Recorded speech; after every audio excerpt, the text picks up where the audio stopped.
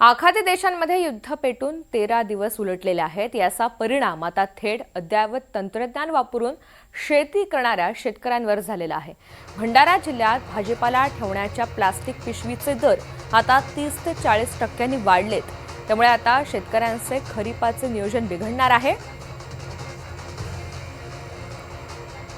आणि या सगळ्या संदर्भात शेतकऱ्यांशी संवाद साधलेला आहे आमचे प्रतिनिधी अभय भुते यांनी। आखाती देशांमध्ये युद्ध पेटलेले आहे आणि या युद्धाचा आता थेट परिणाम आहे तो शेतकऱ्यांवर होत आहे।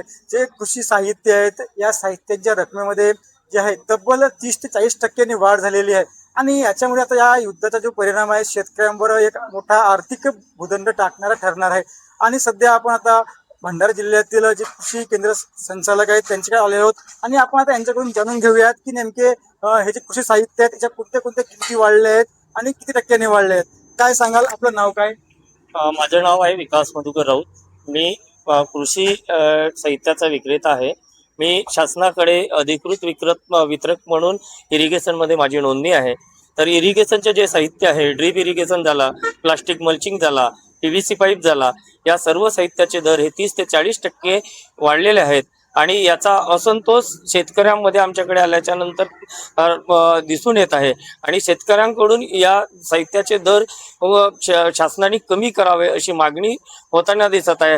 निश्चितच या युद्धाचा आज 13वा दिवस आहे आणि आता जे आहे या युद्धाचे परिणाम आता शेतकऱ्यांवर तसेच इतरही व्यवसाय आहेत त्याच्यावर होताना दिसत आहे।